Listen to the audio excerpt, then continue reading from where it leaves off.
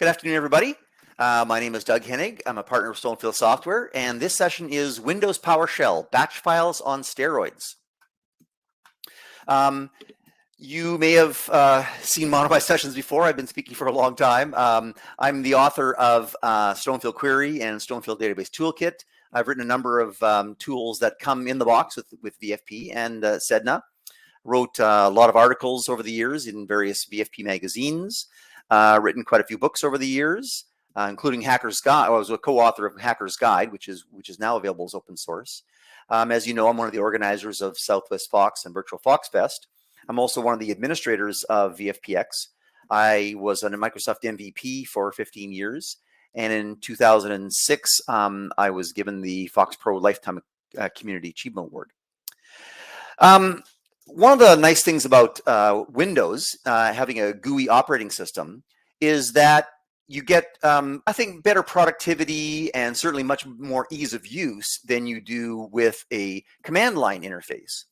The downside, though, is that you really can't automate GUI tasks. You can't, have some script that says, move my mouse over and click this button and things like that. Not very easily anyway. Now, since the DOS days, so we're going back 40 years, Microsoft, and Digital Research provided the ability to have script files, batch files, or BAT files, as they're sometimes called. They basically are a list of commands to execute in a particular order. Now, the problem with batch files is that they really are very limited in what they can do. There's very few commands you can execute. There's only rudimentary error handling. There really isn't much in the way of language features like branches or for statements or things like that. So there's a lot of shortcomings to batch files. So a number of years ago, Microsoft came out with PowerShell, which starting in Windows 7 was included in the product. You can actually download it for earlier versions of Windows as well. There are two different versions of PowerShell. The classic version, the latest version, which is 5.1, is built on the .NET framework, which means that it's Windows only.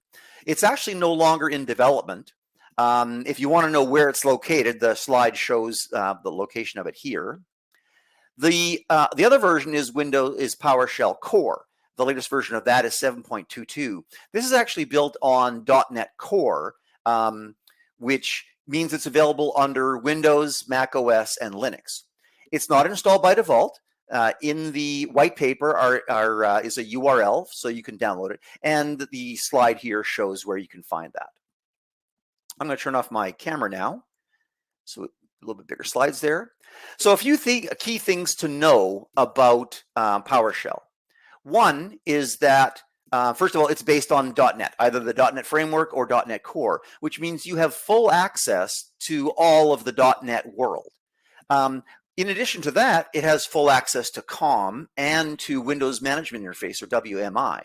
So really, there's almost nothing you can't do with PowerShell. It's essentially a full programming language. Now, it's actually interpreted. So that means, for example, a script file doesn't get compiled. It just gets executed, one line at a time. It can also be interactive. There is a console that we'll see in a couple minutes where you can actually do things, kind of like the VFP command window, where you can actually do things, type commands one at a time. Unlike C# and some other languages, PowerShell is dynamically typed. So like VFP, a variable could contain a string and then it could contain a number. Like .NET, everything in PowerShell is an object. So we'll see some thing what that means in a little bit. So what is PowerShell good for? Well, pretty much anything you can think of. For example, server management. You can restart or shut down servers. You can change passwords. You can restart services. You can terminate processes, all programmatically. Web server management. You can manage websites, application pools, virtual directories. Workstation management, you can perform backups, create user accounts, change configuration settings, kill processes, and things like that. Application management, pretty much anything you do in SQL Server Management Studio or managing Exchange Server or managing Office or things like that are available as PowerShell scripts, so you can automate those things as well. And pretty much anything else you'd want to automate. We're going to take a look at the end of the session at 5 different tasks the actual scripts that I use and how those are automated. Let's look at a simple example, though. Let's say, for example, like this is maybe a little bit contrived because you probably really wouldn't do this, but I think it shows what how you can't really automate a GUI very easily. Let's say that you're a system administrator and you want to document environment settings. So doing it from a GUID, you would have to do something like, let's go to my, I'm going to go to my advanced system settings, and I'm going to go to environment variables. And then if I wanted to document all these settings, I'd have to click on this, click on edit, copy that text, paste it in a document. Click on the next one, click on edit, copy the text, paste it in a document. That's, you know, a lot of grunt work. So I could actually automate that though by doing the following. So let's go and open up my. Let's go and open up a Windows PowerShell console, and we'll talk about this in a little bit more detail. But I'm just going to actually copy this text and paste it in here. Okay, so this says let's do a dir, but of environment, the environment variables. Let's output it to this, which will pick up just a couple of values. Then let's export it as CSV to a particular file. So we run that, and then if we take a look, there is a file here that didn't exist before called results.csv. And if we just go and take a peek at that, oops, move it over here, you can see it. You can see it has all of the environment variables and their settings. So again, kind of maybe a contrived example, but it does show that you can automate tasks that you would maybe have to do, you know, by clicking this and clicking that in a GUI.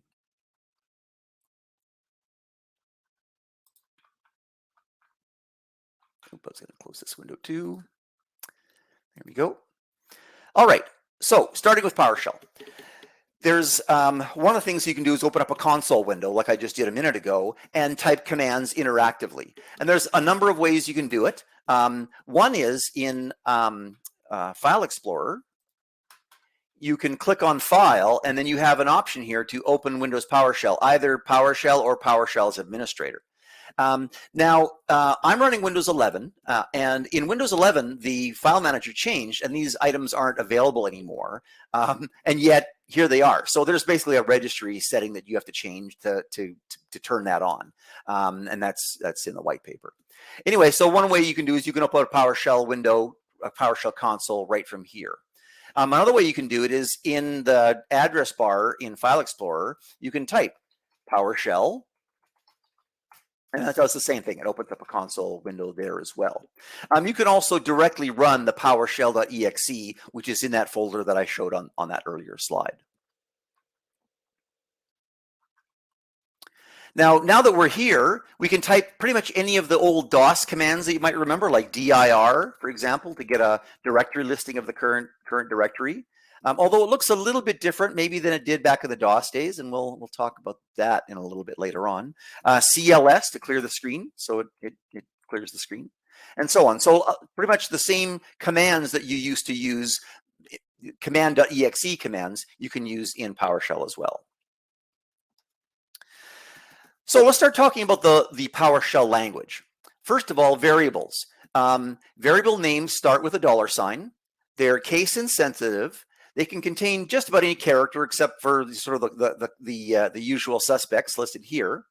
And like in most languages, you want to avoid reserved words because that can lead to issues. The normal convention in PowerShell is to use camel case, but that's not a requirement. That's just sort of a convention that folks use. So let's go and check out some variables. As I said, they start with a $sign. So we'll say hello world. It doesn't matter whether I type it in uppercase or lowercase. As I said, they're case insensitive. Oops. It's a string, so I can put quotes around it. Okay, so I've just created a variable and assigned a value to it. And if I just type the variable name by itself, that basically means echo it to the console. So you can see there's the results right there. Now, variables can be used like they can in other languages as input into various functions. For example, if I say $folder equals quote C : oops, colon backslash, then I say dir $folder, we get the listing of my C drive.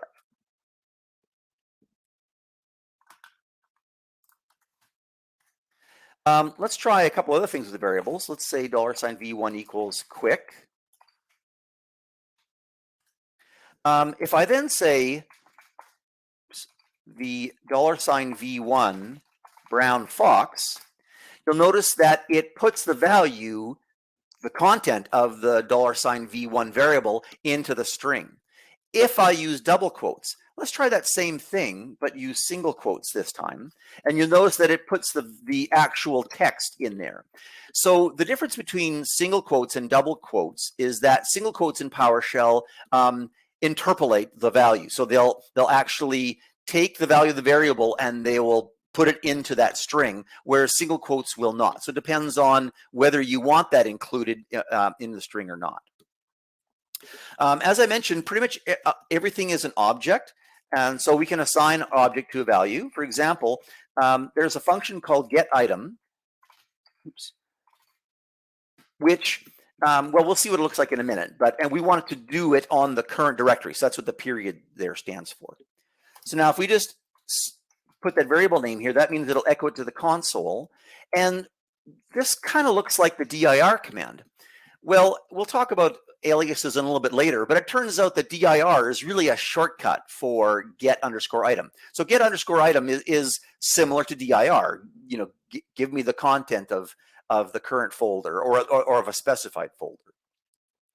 So now let's go and try this. Let's say hello, and it's actually an object. So the here variable contains an object, not just a bunch of text that you see here. It actually is an object with various properties. We don't see that. We don't get IntelliSense here in the console. We'll see that. We'll see how we get IntelliSense a little bit later on. But if I say here.name, there's a name property for the here object that contains the name of the folder. So if I do this, it says hello, and then this entire path .name. Well, that's not really what I expected. I was kind of expecting it was going to show just the word samples. Samples is the name of that particular object. So how come we got the .name at the end here? Well, just like macros in VFP, a period terminates a variable. If a period appears, it would terminate that variable. So basically we're saying here, and then the text .name. So in other words, not the .name property of here. I want to terminate that variable and then display .name as some text. So that's obviously not what we wanted. So the way that we'll deal with that is by using a $ and some parentheses. So if I say this, that means now to get the name property of the here object and treat that as an object or as a thing. So now we see hello samples, because samples is the actual name property of that here object. You can create an array a couple of ways. You can just specify some values, comma delimited, or you can say at, and then in parentheses specify those values. So if I say $A plus $B, this is basically adding those two arrays together, and we get what you kind of would expect to see. You get the contents of those two concatenated arrays. Now, as I mentioned earlier, variables, PowerShell in general is statically or dynamically typed, not statically typed, which means even though $B contains an array of 3 numbers, I can do something like this, and that works. So because it's dynamically typed, PowerShell will automatically do some conversion as necessary to make that work. I can address the array elements using an index, just like we would in VFP, keeping in mind, though, that because it's based on .NET, that it means it's 0-based. So element 0 is the first element in the array. I can also use a range, which is kind of cool. So 2 dots, and then a starting value, 2 dots, and an ending value, and now I get a range of values. All right, any questions about variables? No unhandled questions at this time. Okay. All right. Now, The console is fine. It's nice and convenient, but it really doesn't give you much in the way of a development environment. No IntelliSense, no debugger, things like that. So for PowerShell, I think probably you'll spend a lot of your time working in the PowerShell Ise, which is its development environment. If you're using PowerShell Core, you have to use something different. You're going to use Visual Studio Code with the PowerShell extension because PowerShell Ise is just for PowerShell itself. Now, PowerShell Ise has a console pane, a script editor, a debugger. It has a commands pane where you can see help and information about every command. You get full IntelliSense and so on. There's a couple of ways that you can open up PowerShell Ise. One is you can just type PowerShell_ISE in the address bar, and it opens up the ISE that way. Probably the more common way you'll do it, though, is just by editing a PS1 file. We'll talk about PS1 files in a little bit. But if you just edit a PS1 file, that will open up that script file in PowerShell. So let's go and open up this one here. And so here's a little script file, just a couple of lines. Actually, it's the same 2 lines I typed in the console early on. But you'll notice that we have the command, the script editor here. We have the console down here. This shows the results of running a script. Over here, we have a list of commands, and this is has a full list of commands, which, as you can see, is unbelievably long. And we'll talk about commands in a bit.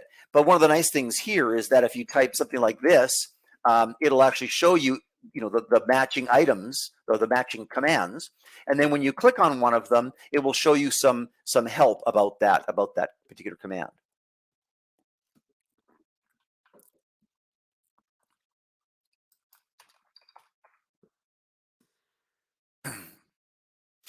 We get IntelliSense when we type either in the editing window or in the console, which is something we didn't have in the PowerShell console by itself. So if I type, for example, get dash, we get a drop-down list of things that match. And if I keep on typing, it narrows the list down to just those things that match there.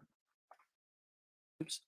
Then what I hit the space bar, which is, you actually have to hit the tab key. In order to get command completion, you hit the tab key, and then you get completion of that command. So there's that get item that we saw earlier.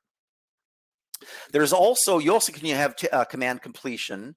Let me make this a little bit smaller here. You also get command completion with things that you type, like directories, for example. If I type cd // you notice it shows the folders that are in this folder. And if I hit tab and / again, oh, there aren't any in there. But if let's see, if I type / build setup and then / you can see there's more folders here. And if I hit tab and then / again, oh, there aren't any more folders there. So, so you get IntelliSense not only on PowerShell things, but also on the file directory system and so on. All right, there are 4 different kinds of commands in PowerShell. There are native commands, commandlets, scripts, and functions. Native commands we've already talked about, essentially. Things like dir and cls, commands that are sort of built into the command shell, cmd.exe, and that are part of PowerShell as well. But we'll take a look at the other 3. So commandlets are basically commands that are built into PowerShell, but typically they have a verb noun syntax like get dash item or set dash something or put dash something or and so on. Again, case insensitive. And as I mentioned, there are aliases for some of them. For example, dir is sort of a native command, but it's also an alias for get_item. CLS is an alias to for the command to clear the screen. CD is an alias for some other command that changes directories and so on. And you can assign your own aliases. I'm not going to talk about that now, but it is in the white paper, so you can check that out. All right, so let's take a look at some items here. First of all, there is built-in help, as I mentioned. So you can type get-help, and then the thing you want help on. And we get IntelliSense on this as well. So here is help on the get item command. So let's scroll back on this a bit. And you can see Here's the syntax for it with all the parameters, and there is an alias for it, GI, and here are some remarks and so on. So there are things that, there's some help there. We've already seen this one before. Get item period is kind of like dir. Let me just resize this window a bit so that way it's not, we can see the bottom of it. There we go. That's better. So this is sort of like the dir command, get item dot. There's another one, get dash child item. This is kind of like dir in a way as well, but get item would give me the current folder I'm in. Get child item would get me the files that are in that folder, for example. But I can specify the parameters. Without any parameters, it would give me the current folder. It would also give me any items, if I specify a different folder, it'll show me the items in that folder. Any questions so far? Not at this time. Okay. Scripts. So a PS1 file with a PS1 extension is really just a set of commands. It's the PowerShell equivalent of a batch file. Now, by default, the execution policy for your machine prevents execution of those scripts, which seems kind of weird. But let's try and see what happens if we execute this. I can go up to debug and choose run continue or F5. So F5 runs a script, and yet I get an error message saying that it can't run those scripts because its running is disabled. In order to get scripts to run, you have to tell PowerShell that you want to be able to do that. And there's a command. It's in the white paper, but oops, here it is here. So we're going to set execution policy so that we can run scripts, and we have to confirm that. So yes, I'll say that I do want that. Now, if I press F5, now it runs. Okay, so here we're assigning a variable to a value to the hello world variable, and just specifying it by itself means dump it to the console. And so there's our results. Now, the other way you can run a script, obviously you're not going to open up the ISE when you want to run a script. That's great for debugging, but lots of times we're going to want to run it, either from a scheduled task or, interactively by right-clicking it and choosing run in File Explorer. We want to be able to run it without having to open up the ISE. So you think you can just type here, hello world. Well, that didn't work. Oh, that's right. It's hello world.ps1. So let's try that. Hello world. .ps1, and that doesn't exactly work either. And the reason for that is it's just kind of a PowerShell convention. You have to kind of specify the path a little bit. So in this case, it's going to be period / and then you notice I get IntelliSense. So I can say hello world, and now it executes. So you don't have to do this obviously from File Explorer. It's only from the PowerShell ISE console that you have to do this. This is sometimes called .running. But anyway, you have to .run the script in the PowerShell console that way. If you're doing it from File Explorer, you would just right-click and choose Run with PowerShell, and you don't have to none of that nonsense about the .running thing.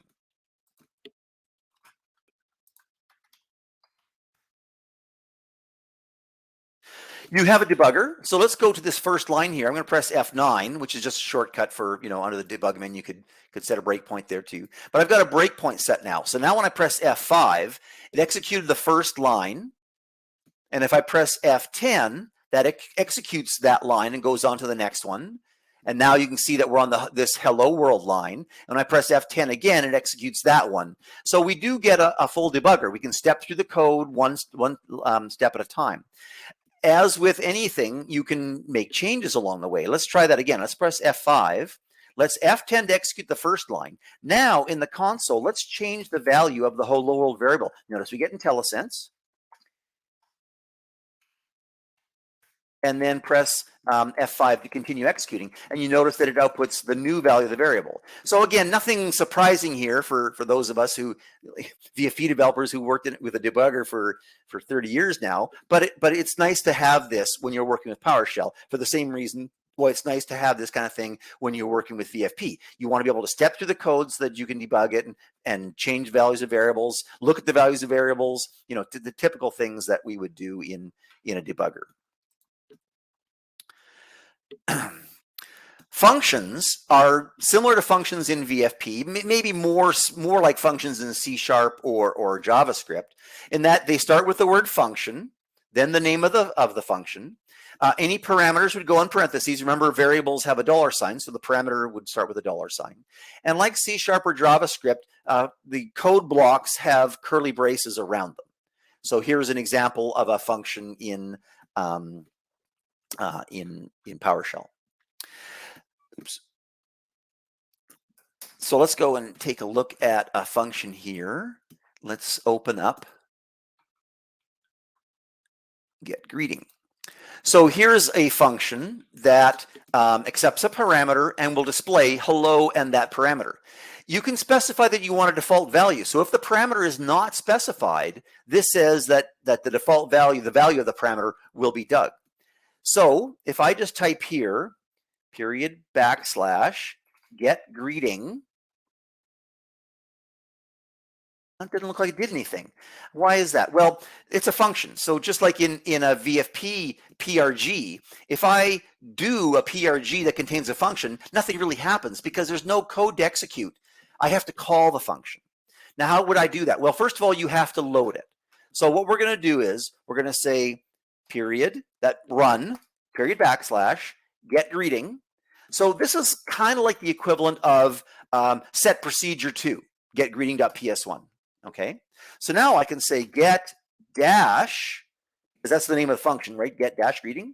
So I can say get dash GRE. Look at that. I even get IntelliSense on my functions. So get greeting displays hello Doug. If I say hello, get greeting Tamar, it shows hello Tamar. Any questions? Yes. In support of a non-admin end user, if we send the user a PS1 script to gather some info, can we expect that such end user would have permission to run that script? Yes, they can run the script. You just, well, it kind of depends. Policy execution might be set so that they can't run it, or it might be set so that they can. So what you might need to do is you might have to have them do that same set execution policy statement prior to running it.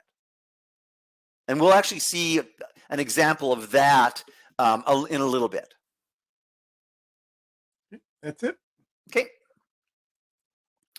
All right, modules are basically just a script file, but they have a PSM1 extension.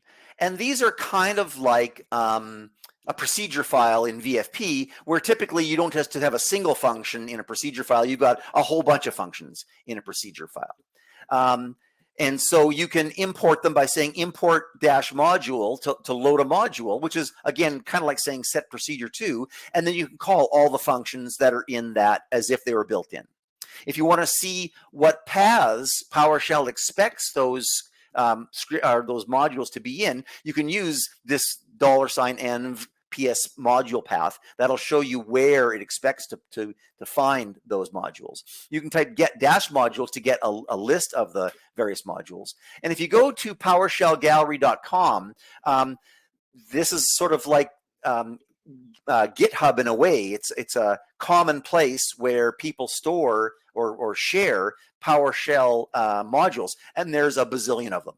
Pretty much anything you can think of is there. So go ahead, go to that site, do a search for something you're interested in, and you'll almost certainly find a module that will support you for that. All right, let's talk a little bit more about language features in PowerShell. Comparison operators are not the equal sign, the less than sign, the greater than sign that we're typically used to in other programming languages. Here, it's actually a little bit of text. So -EQ is equals, -NE is not equals, and so on. Comparisons by default are case insensitive. If you want them to be case sensitive, you'll use a C prefix. So -CEQ would be a case sensitive equals operation. And so we've got all the different operations that are shown in this chart here. There are other operators. So for a not operation, you can say -not, or like in VFP, you can use the exclamation mark. There's also dash and dash or. For assignment operators, there's the equal sign, like there is in other languages. In VFP, our equal sign is overloaded. It's both comparison and assignment. In other languages, and that includes PowerShell, the equal sign is for assignment. Plus plus means increment by 1. Minus minus means decrement by 1. Plus equals is the equivalent of saying x equals x plus, like x plus equals 1 is the same as x equals x plus 1. Branching code, like all languages or like most languages, we've got if statements. These are sort of similar to the JavaScript or C# in that the condition has to go in parentheses and that the code blocks are going to go in curly braces. There is an else if, and finally else. So you can say if, do something, else if, some other condition, do something, else, and then the final statements. There's also a switch statement, which is similar to the do case in VFP, but more like the switch functions in JavaScript and C#, in that the expression is something that you're only comparing values to. You wouldn't be putting expressions that get evaluated here. So switch expression, value, if it's value 1, then do this. If it's value 2, then do this. Default is like the equivalent of the otherwise statement in VFP case statement. So if it's none of those, then execute this one. Do while. So this would execute this code while I is less than or equal to 5. So this code is going to execute at least once. It'll fall into the do loop, do whatever, and then the while condition will be evaluated. And if it's still true, we'll do the loop again. Otherwise, we'll drop out. There's also do while. So in other words, the while clause would go up on top here. Do while something. That would execute 0 or more times, because if the condition is false right from the get-go, then the code doesn't execute at all.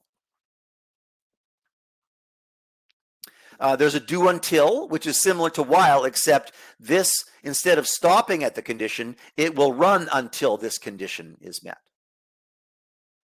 There's a for statement, which, again, if you've programmed in C# or C or JavaScript, it'll look a little familiar to you. Again, this goes in parentheses. The first clause before the semicolon is your starting value. So you specify your variable and your starting value. In between the next set of semicolons is when do we stop? So I is less than 6, or we continue until I is less than 6. And then the final thing is, how do you change the value of that counter on each loop pass? It could be I++, increment by 1. It could be I-, decremented by 1. And then the code in the parenthesis, in the curly braces, executes that loop. For each statement is very similar to the for each statement that we have in VFP and other languages. So here, for example, this little bit of code is going to say cur folder equals get locations. That tells us what the current folder name is. For each $item in get child items, remember that's sort of like give me a list of all the files in something. So by specifying current folder, give me a list of all the files in the current folder. But we also want to recurse that. So not just the current folder, but all subdirectories recursively, and their subdirectories and their subdirectories and so on, recursively all the way down to the bottom.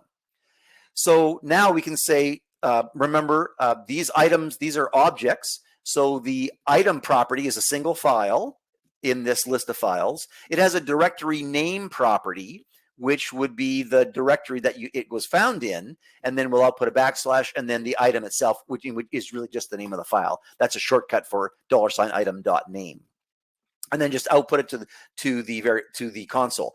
Write host. If I just specify the variable by itself, it would output to the console, but I can also say write host, which sort of makes it maybe a little bit more obvious that it's being written out to the console. In VFP, if you want to jump out of a loop early, you'd say exit. If you want to skip the rest of the code and go back to the start of the loop, you'd say loop. There are similar keywords in PowerShell. It's just that they're called break and continue instead. Error handling, pretty much like C# and JavaScript and VFP. There's try, catch, and finally statements in PowerShell. So it has full error handling. There's a built-in variable, $? that contains the status of the last statement. If it's true, that means it succeeded. If it's false, it means that it failed. Didn't necessarily raise an error, but it may have failed for some reason. And if you want to get information about the error, you can use a built-in variable called $error that has various properties about the error. So let's go and take a look at an example here. This is a backup script. We're going to look at the script in more detail later on. But for now, we'll just look at the error handling part of it. So here's a try statement, and again, all code blocks have to have curly braces. So this is the code block that will execute in the try. And if something fails, well, down here we're going to say if this line succeeded. It may not have thrown an error, but it may not have succeeded for some reason. So if this is true, then we'll write that the backup was successful. Otherwise, we'll write that the backup failed. Now, if it raises an error, then this catch code will execute. So we're going to display an error occurred at get date is pretty much what you think it is. It has today's date and time. And then we're going to use the $sign error. $sign error is actually an array because there could have been more than one error. So error 0 is the first error. It has an exception member, and the exception member has a message member. So this would show the message error occurred at a certain date and time, and it would display the message of that error. And then here's our finally, where we display a message that the backup is now finished. Whether it succeeded or not, it's now done. Any questions?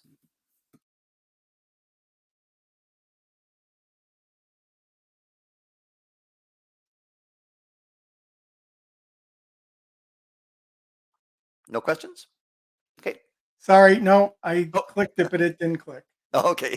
Can you pass PowerShell objects back and forth into VFP?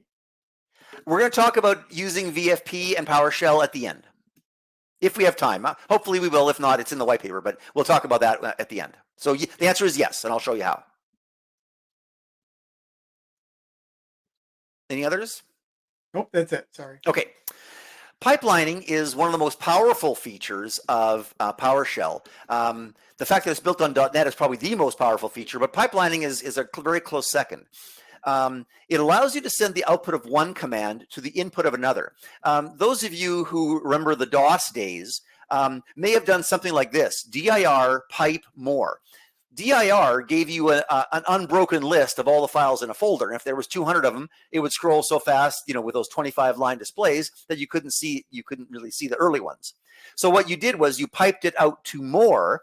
More displays 24 lines and then displayed a press any key and continue and waited for you to press the key. When you press the key, it would then show you the next 24 lines and so on.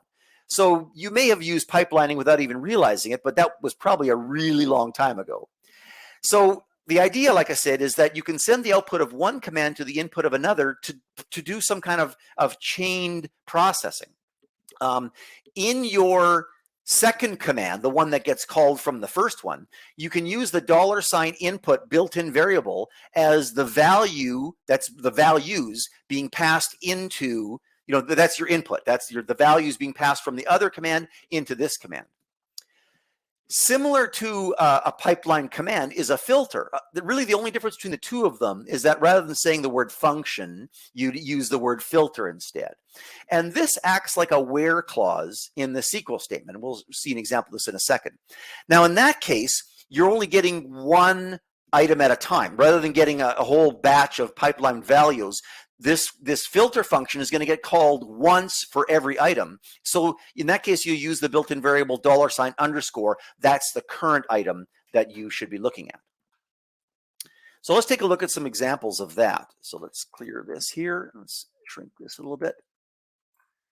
So if I say get dash child item, we saw this earlier. This is sort of like dir. It gives a list of the files and folders. Without specifying a folder means the current directory. But watch what happens when we do this. Let's pipe this to sort dash object, which does some sorting. And what are we going to sort on? We're going to sort on the length. So now if we take a look at the listing, now it's sorted by the length in ascending order, the length or the size of the file. And of course, we could also do it in descending order as well. All right, well, now check out this one. Let's go and say where dash object. Oops, I'm not getting IntelliSense. I got to put a space in there. Where object. And I'm going to say $_ underscore. Remember, that's the current item. Dot, because it's an object, so it has properties. And here's the IntelliSense on those. And it's actually the length property that I want. Is greater than 1,000. And let's pipe that to sort object. So we're going to go and get the directory. We're going to pipe that to a filter where we're only going to see those where the item is less than 1,000. We're going to pipe that and sort it by length. Okay, so here's my results. We only see those items with a file size of more than 1,000, and they're sorted in ascending order by the size of the file.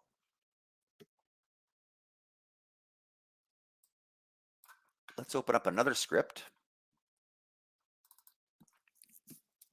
So as I mentioned, we're going to use the word filter here. So this is going to act as a filter, meaning it's going to get passed in one item at a time, and it'll process that one item. And what it returns determines whether that item gets passed on to the next thing or not. And we'll see what I mean by that.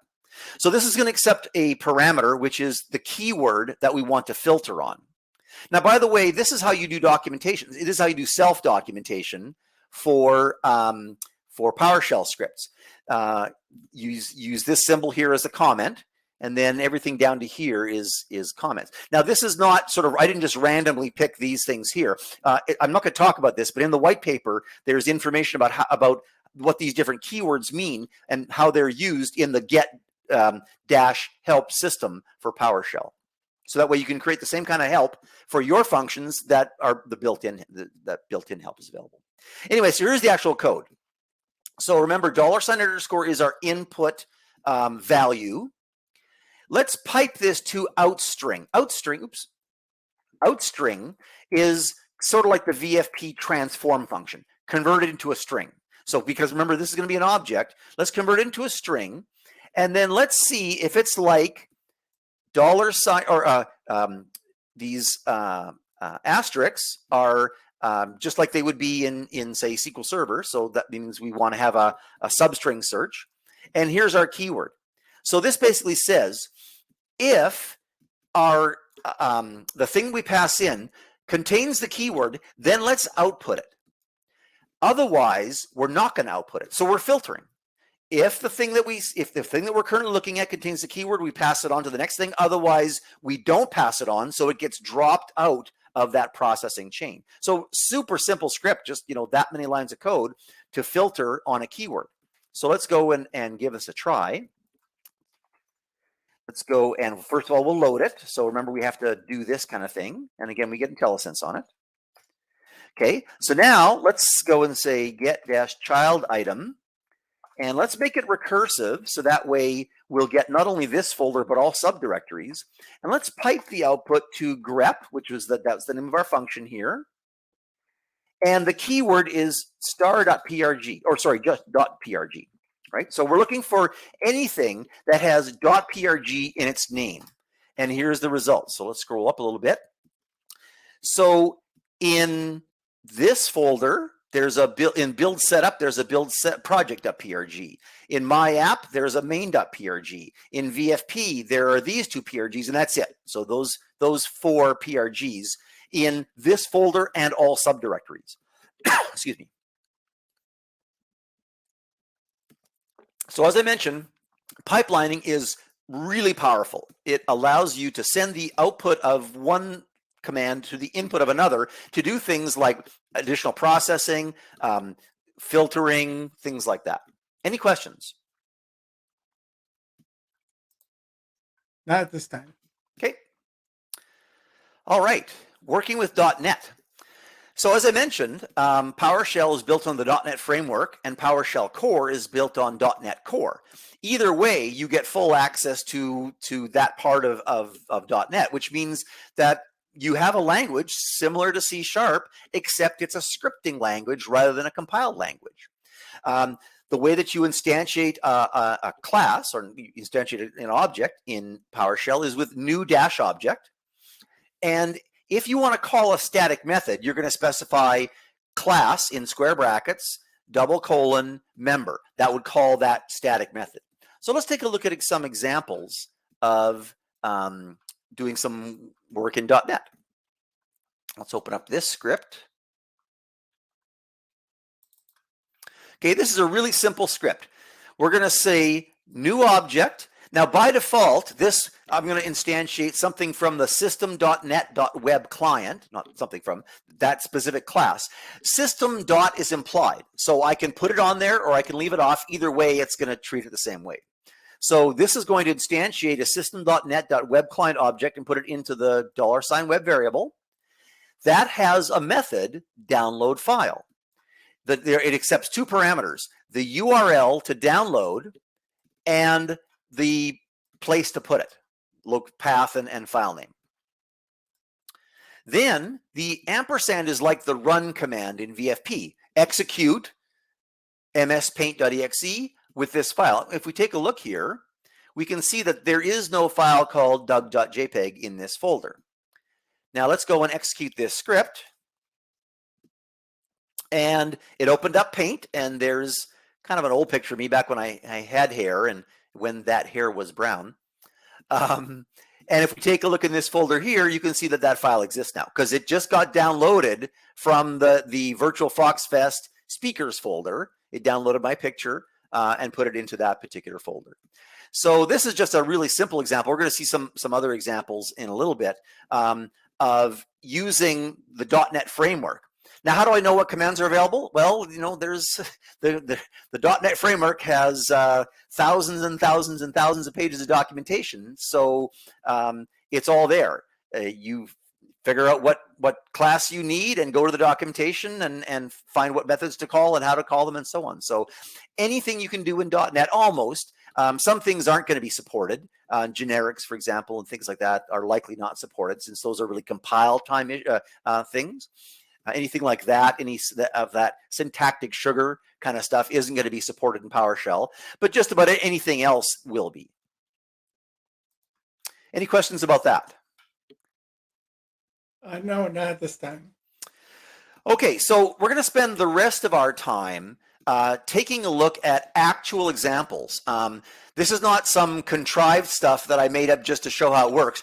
These are actual PowerShell scripts that I use to do things that I need to do, to automate various things.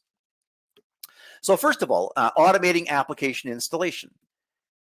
Let's go and let's open up another window here. Actually, maybe I'll do it in Edge. Oops. Open a browser. Oh, you know what? I already have a shortcut for it. That's what I meant to do. Here we go. Let me just move it over here to this monitor so you can see it. So you may or may not have heard of Chocolaty. Chocolaty is an installer for thousands of different applications. As of right now, you can see, oops, let's go to the packages. As of right now, you can see there are over 9,000 different packages or applications available on Chocolaty. And pretty much anything you can think of is here. Adobe Acrobat and Google Chrome and Flash and Firefox and the Java runtime and, you know, pretty much anything you can think of. Let's see, what about FileZilla? Sure, FileZilla is available for download. And what about Visual Studio? What about, you know, pretty much just about anything, SQL Server, just about anything you can think of is available. Now the syntax that you use is shown here. So for FileZilla, you'd say Choco install FileZilla. And so let's see how that works. Let's go back to here. Let's open up a script.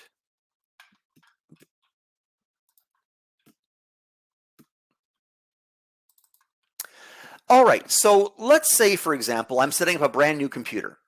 Well, you know that when you set up a brand new computer, you've got a lot of applications to install on it. FileZilla and Chrome and Notepad++ and Visual Fox Pro and Visual Studio and Microsoft Office and, you know, all the apps that you use on a regular basis.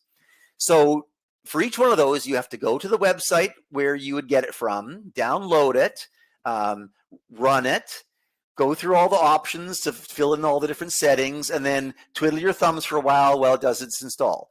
Then you go and get the next one, and you download it, and you run it, and blah, blah, blah, blah. Well, if you're doing this, I mean, obviously you don't buy a new machine every day, but maybe you set up a lot of virtual machines. Maybe you have to set up a whole bunch of virtual machines. To do this manually over and over again would be super tedious and really, I mean, you're going to take a whole day or more doing this. Well, wouldn't it be cool if you could automate that? Well, let's see, PowerShell Automation. So here is a script, this one PS1 file. All I have to do is put that onto a new computer or onto a virtual machine and run it, and it's going to install all the apps I want. So the first line here is to actually download and install Chocolaty itself, because I have to get Chocolaty on the machine, and why not automate that? Why do that manually? So this will do that. Here's what it does. So remember, just similar to what we had before, our system.net.web client. So we're going to create a new object. And by putting it in parentheses, I'm saying, now that I have that object, I want to use it. Let's download a string. We're not going to download a file this time. We're going to download a string. And the string we're going to download comes from this file. And you can probably guess by the name what it is. It's the Chocolaty installer. So now in memory, I have a string that is the install script. Well, I'm going to use invoke expression on it to actually execute it. This is kind of similar to the VFP exec script function. It takes a string and executes it rather than having to write it out to a file and then execute the file. We're just going to have it in memory and execute it in memory. So this one line here will download the Chocolaty installer and run it. Now, the only other thing we're going to do before we actually start installing is to make sure that it's in the path so we can run it from anywhere. So we're just going to add to whatever the path is the install location for Chocolaty. And now we start installing applications. Choco install FileZilla, Choco install Google Chrome, Choco install Notepad++, Choco install Office, Choco install Visual Studio, Choco install SQL Server, Choco install SQL Server Management Studio, you name it. All the applications that are available on Chocolaty that need to be installed will run. So when I set up a brand new machine or set up a virtual machine, I just drop this PS1 file on it. I may have to use that set execution to make sure that it can actually execute. And then I right-click it and choose Run with PowerShell, and I go and have lunch or work on something else for a while, because it's going to take maybe a couple of hours. But when it's finished, it's installed FileZilla and Chrome and Notepad++ and so on. Now, just because I can download and install it doesn't mean I can use it. Some applications are licensed, right? I mean, like just because you have Microsoft Office doesn't mean that you can run it. And what about all those options that you'd have to go through? Normally when you run an installer, it asks you, where do you want to install it? And maybe a bunch of other options. So these aren't going to pop up dialogues. These will actually go in and run it in silent mode and assume that you've chosen all the defaults. So that means the file is going to be installed in C:\program files /FileZilla or whatever the default is for that application. And any other default, any other option values will have their default values filled in automatically. You may have to go and change them. If you want, FileZilla to work a little bit differently, then you'd go and run it afterwards and change some configuration settings. But like I said, when the smoke clears, by the time it's finished, all of the applications that are listed in this PS1 file will be up and running on that machine. So like I said, I just drop this PSN1 file on a machine, run it, and do something else for a few hours while it goes and installs all of these applications. Another example is backing up files. Let's go and take a look at this backup script that we took a look at earlier when we were talking about error handling. So this accepts a parameter. The parameter, this mandatory equals true, means that there are parameters required. If I don't pass a parameter, I get an error message. Also, this attribute here says that validate not null or empty. So in other words, I can't pass an empty string. It has to be an actual value that gets passed.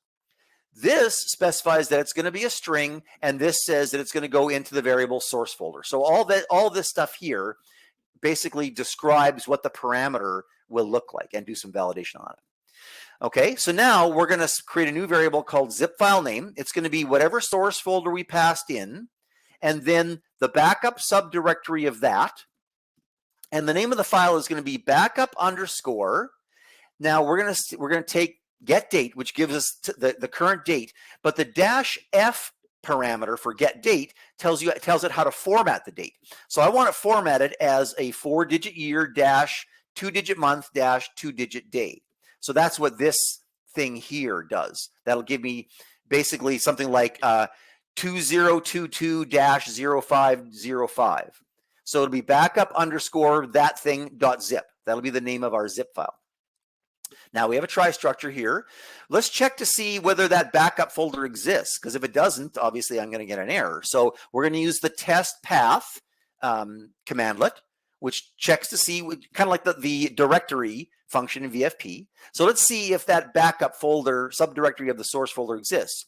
If it doesn't, then let's go and create it. And there is probably a commandlet for making a directory, but I'm just so used to using the DOS MD command that I just used it here. The beauty is you can do it either way, right? Okay, next we're going to zip up all the files in that folder.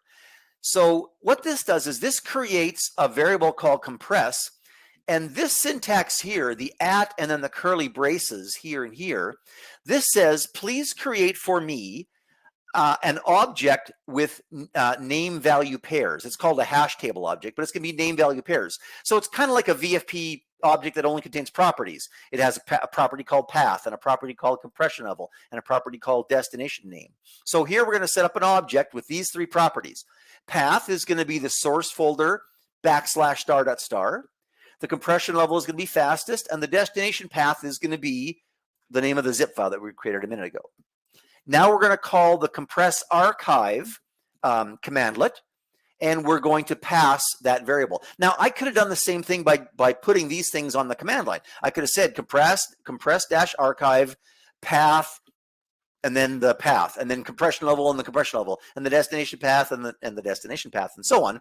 But this is just a little bit more, I think, a little bit more concise, maybe a little bit more clean way of doing it. But either is fine. Okay, so this will zip all of the files in the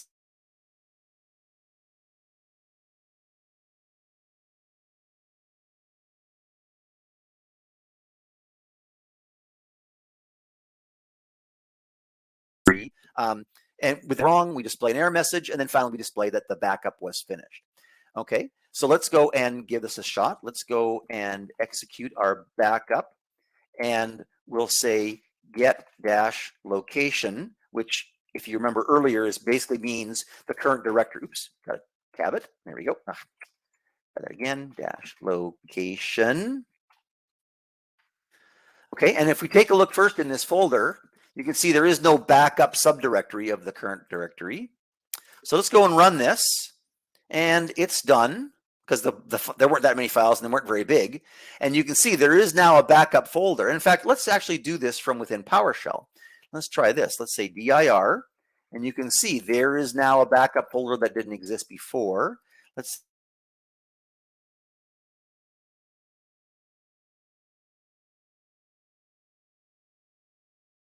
okay, and there's the file that was in that. And let's go and execute that, or let's run that file, and you can't see it. Sorry, let's try that again. And for some reason, it's supposed to be popping up a WinZip, but it's not on my machine. That's okay. We'll just go and take a peek at that zip file the manual way. And here you can see it contains all the files that were in that folder. So this kind of script file I use lots of different places to do various kind of backups. For example, on my server, my cloud server, I have not this exact script, because this is kind of a generic one, but a slightly modified version of this script that will every Saturday night goes and backs up certain folders into another folder so I have all of my important files automatically backed up all the time. Well, once a week anyway. We do other backups as well, but that's sort of like a major backup that's done once a week. And then that backup file is actually copied to a OneDrive folder. So it's not, so that way we have it off the server. Backing up SQL Server databases. Again, this is the kind of thing that we run on our server all the time. And this is you can do this kind of thing in SQL Server Management Studio, but using a script, we have a little bit more control over it. Here, for example, we're going to create a variable called skipDBs. And remember, this syntax means that this is an array. So here is an array of databases I don't want backed up. Now we're going to use the get SQL Database Commandlet, which is essentially going to give us a list of databases from this server instance. So that's the name of the server, of the SQL Server instance on my cloud server. We're going to pipe the output to where skipDBs, that variable, does not contain whatever remember this $_ is the current item. So this is going to get called once for every database in my SQL Server instance. It'll get passed, and that will be the name. So the name of it. So as long as that name is not in skipDBs, I don't want to back up these 4 databases. So as long as that name is not one of those 4, pass it on to the next thing through the pipe. And here we're going to say we're going to use backup SQL database, and we're going to specify $_. So that again is the current database that we're backing up, and we're going to back up to this file. So it's going to be, oops, scroll here. It's going to be the C:\\SQL backup folder, and it's going to be $_name. So in other words, the name of the database .bak. So if the database is Northwind, it'll be northwind.bak in the SQL backup folder on the C drive. Then after we've done all the backups, we're going to use kind of the same thing that we did before to compress it. So the path is going to be here. We're going to back up all those BAK files that we just created, and we're going to send them to a different folder, this ACT backup folder, because this is actually part of a series of scripts. All of our backups, not only the SQL backups, but our ACT database and our Stonefield query and our accounting system and so on, are all going to get backed up into this one folder. And so this is going to be called backup SQL, and then sort of what we saw before, it'll be a timestamp. So backup SQL 2022-05-05.zip. And then we'll actually do the zipping with this command line here.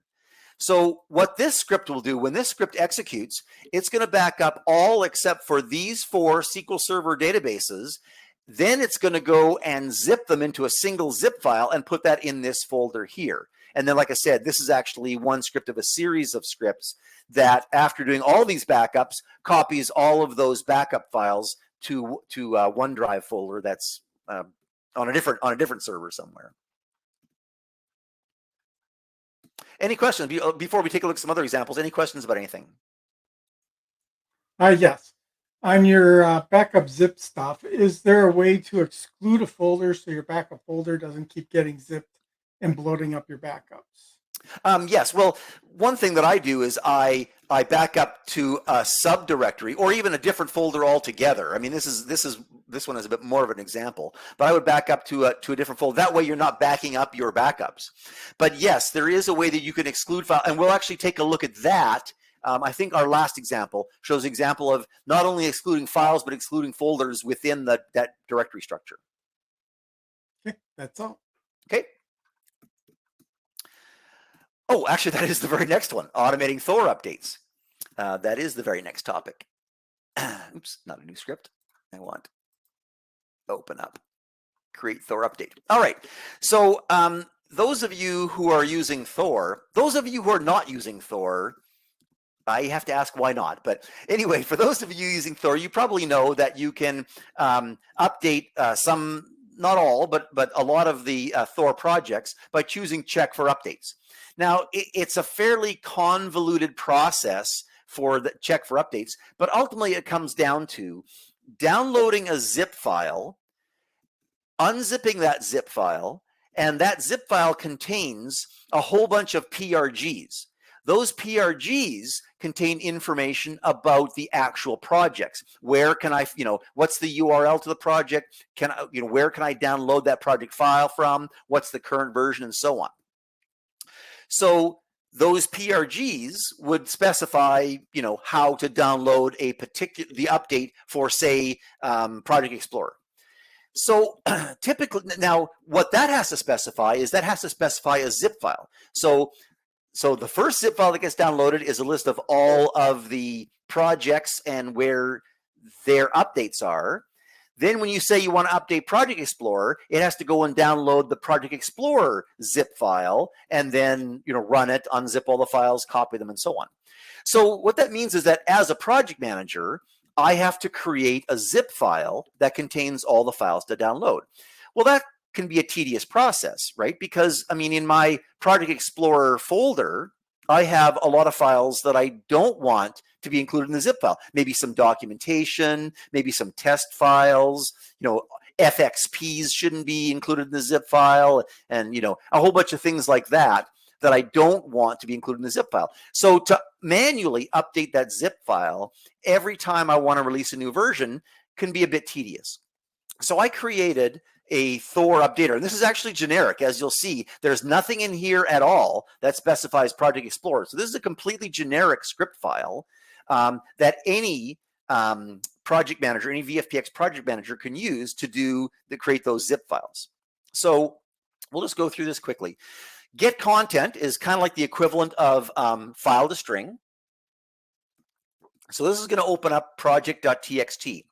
Project.txt is what makes this specific.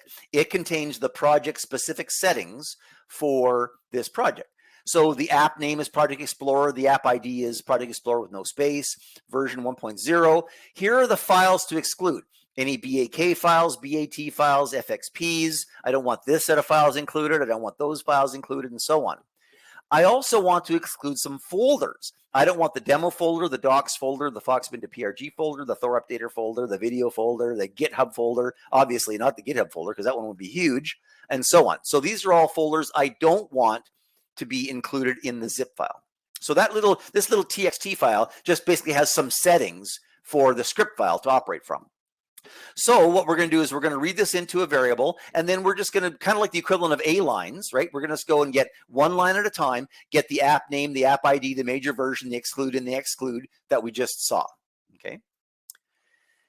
The name of the zip file that we're going to create is going to be in the Thor updater subdirectory, and it's going to be called whatever the name of the project is. So in this case, it'll be projectexplorer.zip. Now we're going to move up one folder because presumably we're running this from the Thor updater folder. We want a subdirectory of my Project Explorer folder. So I'm going to move up one level, check to see whether the zip file already exists or not. And if so, I'm going to delete it because I want to start with a clean one. I may have dropped some files, so I don't want to, update it. I want to start from scratch. Okay, so now what we're going to do is we're going to go and get child items. So that basically give me a list of all the files recursively in all subdirectories, and we want to exclude those that are in that list of files that were those file skeletons that were included in that exclude files equals line in that project. So that excludes files because that's a built-in keyword for get child item. For doing folders, it's a little bit more complicated. So we're going to execute a script within a script. So this % curly brace down to this curly brace basically is some code that will get executed within the executed and then passed to this get child item. So here we're going to do, we're going to set our variable to true. Then we're going to go through all of the exclude folders and see if the current folder that we're about to process is one of them. And if so, we'll set allowed to false, and then we'll break out of that little loop of checking folders. So now, only if allowed is true will we pass this on. Remember that $_ is the current item. Only if the allowed is true will we pass this file onto the list of files to back up. So anything that's in an excluded folder will be excluded. Anything that's in any other folder will be included in the list of files that will be returned by get child item. This acts as a filter here, right? So this is we're piping all the files, excluding those specific files. We're going to pipe this to a filter which will pull out any files that are in folders we want to exclude. Then we pipe that to our compress archive command, the same one we saw before. And here's an example where we're just passing the file, the parameters on the command line rather than putting them into a variable and then using that variable. Okay, so by the time the smoke all clears from this, we now have a zip file in the Thor updater subdirectory that contains all the files that I want and doesn't contain the files that I don't want. Now, we have a couple other things to do. If that succeeded, let's go and get the date, and what we're going to do is we're going to write to a file called version.txt. We want this file to contain the current version number. And again, I'm not going to go through this code, but basically it's going to update the date and time. It assumes that the version number is going to be 1.0, whatever your major version number was, 1.0 dot, and then the date and time, converted to a Julian date essentially. But and then set content means basically string to file. So output that to that version number. And then that's pretty much it there. I'm not actually going to go ahead and run this, but I wanted to show you that code so that you can see that we can do all kinds of complex things. So all I have to do is just right-click and choose Run with PowerShell. And in a moment or so, I'm going to have a Project Explorer.zip that I then upload to GitHub. And now it's available. The next time somebody does a check for updates in Thor, they're going to see that there's a new version of PowerShell available. So that's all automated. All right, last one, we're only going to look at kind of briefly, but it's actually fairly simple anyway, and we're almost out of time. So let's go and open up, where is my, oh, sorry, it's in another folder. Let's actually close this. And it's in the build setup folder. So I have a build setup.ps1 file. Let's go and edit that. And again, we'll just look at it quickly. We're not going to look at it in a ton of detail. What this does is it automates the deployment of my application. So I have a whole bunch of things that I have to do when I deploy an application. I have to build, go into VFP, build my project into an exe. Then I want to digitally sign it. And then I want to run, setup. And then I want to upload it to an FTP site. So I would have to do all those tasks manually, except this script is going to do it all for me. So again, we'll just look at the high points since we're almost out of time. So what we're going to do is we are going to, down here, we are going to go and read from the registry the location of VFP on my machine. I don't want to assume that it's hard-coded because maybe I'll put it somewhere else sometime. So let's go and read from the registry the location of VFP. And then we're going to go and run it and call a particular function that will open up my project file and build an exe from it. Now I want to digitally sign it. So once again, we're going to read from the registry the location of signtool.exe. That's a program that does digital signing. And again, same thing here. We're going to run that digital signing program, the sign tool, excuse me, and have it digitally sign my app.exe.